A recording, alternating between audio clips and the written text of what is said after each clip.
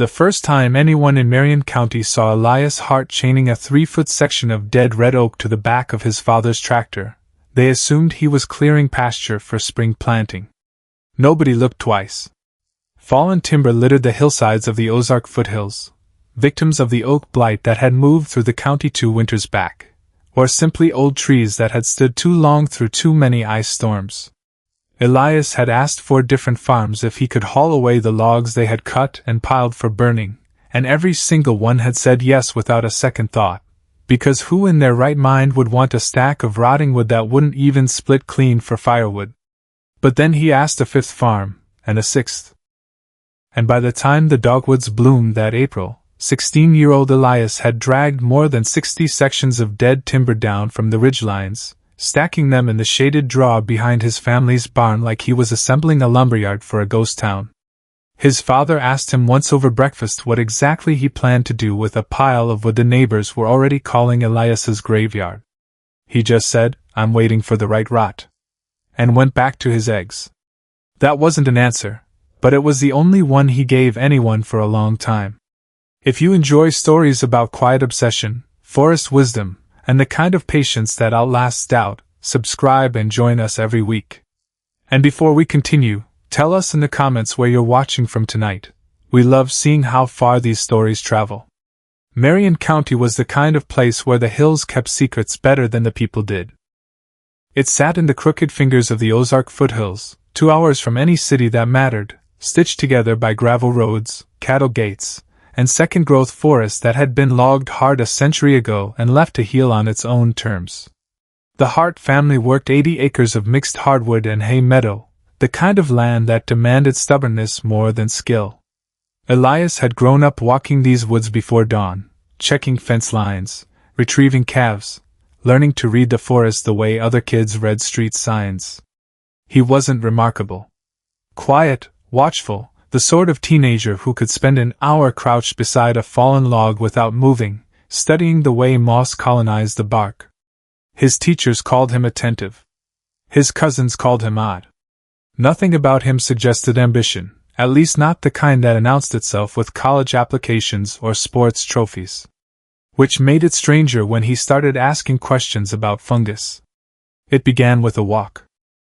Elias had been checking the back pasture after a hard rain in late March when he found them, clusters of dark brown mushrooms erupting from the trunk of a downed oak he had walked past a dozen times without noticing. They weren't the pale, fragile mushrooms that appeared after storms and vanished by noon. These were dense, meaty, with cracked caps that looked like burnt leather. He photographed them on his phone and spent 3 evenings reading everything the county library had about mycology.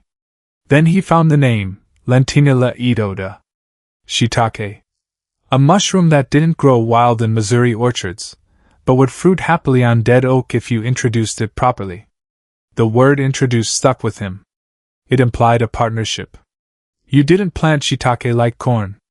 You offered the dead wood something, and if conditions were right, the wood answered. Elias started collecting. Every farm in the county had its deadwood story. The Hendersons had lost a stand of mature white oak to a lightning strike the summer before, the trunks still lying where they fell because the timber was too checked and stained for the mill. The Yoder place had sugar maple logs stacked behind their sugar shack, discarded after the sap season ended, wood too punky for syrup but not quite rotten. Some logs had been lying for 2 years, the bark beginning to slip, the first whisper of white mycelium already threading through the cambium. All of them were considered worthless. One of the Henderson oak sections, Elias later learned, was already partially colonized by wild oyster mushroom mycelium, proof, before he'd even fully believed it himself, that a tree written off as dead could still have something left to give. Elias didn't think they were worthless. He just didn't say why yet. The town noticed the pile growing before anyone noticed him doing much else. His cousin Marcus asked him straight out one afternoon, while they were mending fence along the creek. "You're not seriously trying to farm mushrooms on garbage logs, are you?" "Working on it," Elias said. "That's not an answer. It's the only one I've got right now." Marcus let it go. Mostly because Elias had that look he got when he'd already decided something and talking wasn't going to change the outcome. What nobody knew, not yet, was that Elias was chasing an idea he couldn't fully explain, one taking shape a little at a time in a green canvas field journal he carried in his jacket pocket. Pages of spore print diagrams, notes copied from a borrowed textbook on forest ecology, sketches of log stacking patterns, and a list of questions he intended to ask the one man in the county who might actually know the answers. That man was Silas Crane, 71 years old, a retired forester who had managed timber stands for the state for 40 years before his knees made hill climbing a negotiation with gravity. Silas lived alone at the end of a dirt road, in a cabin surrounded by mushroom logs he kept more as companions than crops, and most kids in the county were a little intimidated by him because he spoke in silences that lasted longer than most people were comfortable with. Elias showed up at his door on a Saturday in May with his journal and a question that had been eating at him for weeks. Was it possible to force a shiitake fruiting on oak that had already been partially colonized by wild fungi? Silas looked at him for a long moment before answering. Possible ain't the question. The question is whether you're patient enough to let the wood teach you what it needs. Sit down. That was the beginning of something neither of them expected. Over the following months, Silas became something between a teacher and a deliberate obstacle, testing Elias constantly, refusing to hand him easy answers. He explained that a log's readiness could be read like a book if he knew what to look for. The bark should be tight but not sealed. The wood should smell sweet, like autumn leaves, not sour like vinegar. A healthy inoculation would show white mycelium at the drill holes within 8 weeks, spreading through the sapwood in threads fine as spider silk. Most of what killed amateur mushroom growers, Silas told him one humid afternoon, holding up a log from Elias's pile that had turned the wrong color at one end, wasn't bad luck. It was impatience. You can't rush a log, Silas said. The mycelium is eating that wood from the inside, turning cellulose into something else. You want mushrooms in 6 months, buy them at the store. You want mushrooms that taste like the forest they came from, you wait for the log to decide it's ready. That line stuck with Elias more than anything else. Not every lesson came easy. Elias's first attempt at inoculating a batch of logs went badly. He had ordered sawdust spawn through the mail, excited to begin, and drilled his holes too deep, packing the spawns so tightly that the mycelium couldn't breathe. 2 weeks later, the logs smelled like wet cardboard left in a closed car. Silas didn't sugarcoat the failure. You suffocated it, he said, turning a log over to show the dark, wet patches where anaerobic bacteria had taken hold. Mushrooms need air same as you. You pack it tight because you're anxious. The log doesn't care about your anxiety. It cares about oxygen and moisture and time. Every time, Elias rebuilt his plan around patience after that. The kind of patience that didn't come naturally to a teenager eager to prove something. He started small, selecting 12 of the soundest logs from his salvage pile, red oak and sugar maple, the bark intact, the wood still dense. He drilled the holes shallower this time, using a bit Silas had lent him, tapping in the spawn with a gentle hand, sealing each hole with beeswax melted in an old coffee can over a camp stove. It wasn't glamorous. It was slow, deliberate work, carrying water from the creek to soak the logs, stacking them in the shaded draw behind the barn in a crisscross pattern that let air move between them, covering them with burlap when the sun got too harsh. A habit Silas swore by whenever the summer turned cruel. By late June, those first 12 logs showed the white bloom of healthy mycelium at the drill holes, and Elias learned to read the color the way Silas had taught him. Bright white meant life, any other color meant trouble. He learned to recognize the difference between good mycelium and competitor molds. The green flash of trichoderma that meant a log was lost, the orange streak of bacteria that meant the wood was too wet. He learned about shock fruiting, the technique of submerging logs in cold water to trick the mycelium into thinking autumn had arrived, forcing it to produce mushrooms in defense of its territory. He also learned about tree species, the way sugar maple produced delicate, sweet mushrooms while red oak yielded something denser and more earthy, and started mapping which sections of the county had dropped which trees. Hickory thickets on the Miller Ridge, oak stands in the Henderson bottomland, a grove of wild cherry nobody paid attention to but the mycelium apparently loved. Slowly, Without meaning to, Elias was learning the entire forest ecosystem from the perspective of an organism most people never thought about. Word got around the way it always did. Some of it wasn't kind.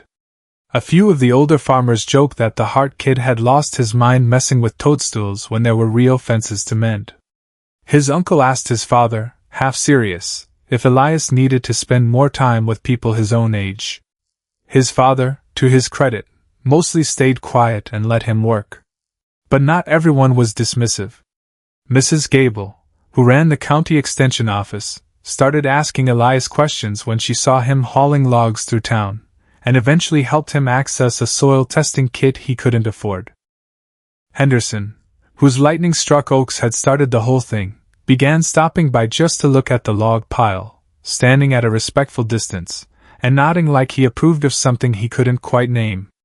Even Marcus started helping on weekends, drilling holes and getting his hands stained with sawdust spawn, complaining the whole time but showing up anyway. The turning point came in late September, after the first real cold snap. Elias had been maintaining close to 40 inoculated logs by then, and Silas had taught him the shock fruiting technique using a stock tank filled from the well. He submerged a batch of red oak logs that had been colonizing for 6 months, left them overnight in the cold water, and stacked them in the barn's root cellar where the temperature stayed steady. He didn't expect much.